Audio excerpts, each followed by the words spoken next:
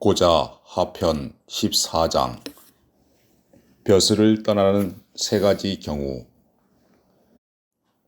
사회생활은 생계를 위한 현실적 이유를 넘어 자신의 이성과 포부를 실현하려는 목적도 있습니다. 진자라는 사람은 맹자가 평소에 벼슬 하는 것은 의리를 실천하려는 것이라는 말을 들었지만 정작 맹자 자신은 벼슬하기 어려워하는 것을 보고 묻습니다. 예전에 군자가 어찌하면 벼슬을 하였습니까? 나아가는 경우가 셋이고 떠나가는 경우가 셋이다. 맹자는 상황에 따라 처신의 자세가 다르다고 보고 세 가지 경우로 나누어 설명합니다. 그 군주가 자신을 맞이하는데 공경을 다하는 마음으로 예를 표현함이 있으며 자신이 말하는 것을 군주가 장차 그 말을 실행하려 한다면 그에게 나아간다. 반면에 예를 갖춘 모양이 부족하지는 않지만 자신이 건의한 말을 실행하지 못하면 그를 떠날 것이다.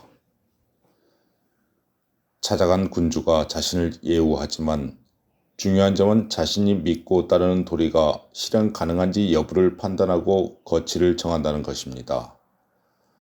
형식을 넘어 진정한 마음으로 도리를 실천하려는 의지가 있는가에 방점을 두고 있는 것입니다.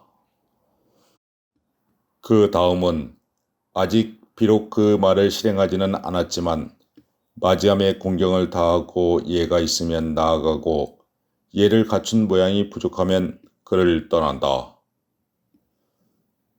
두 번째는 도리의 실천 의지는 약하더라도 어진이를 높이는 뜻을 잃지 않는 경우입니다.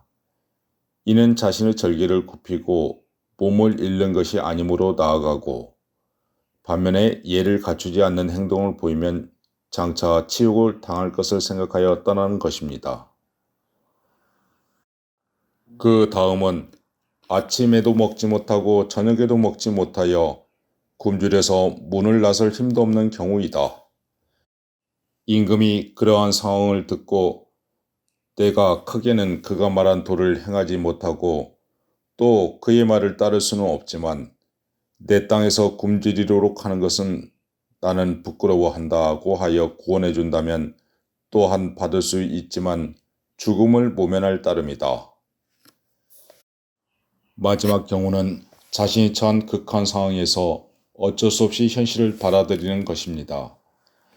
진리도 예법도 중요하지만 마냥 죽을 수는 없지 않겠습니까? 더구나 군주는 백성 구휼의 의무가 있고 자신의 잘못 치는 말도 있으니 그가 주는 것을 받는 경우입니다. 그러나 그 받는 것에도 절도가 있으니 죽는 것만 모면할 정도입니다. 오래지 아니하여 그러한 상황에서 벗어나야 할 상황입니다. 맹자의 현실 참여 기준의 우선순위는 진리의 실천에서부터 시작됩니다. 자신에 대한 예우가 그 다음이고 만약 어찌할 수 없는 상황에서의 참여라면 언제라도 떠날 각오가 되어 있었던 것입니다. 자신의 주장이 받아들이지 않으면 과감히 떠날 수도 있다는 맹자의 생각을 통해 선비들이 왜 그렇게 언로를 중시했는지를 알 수 있습니다.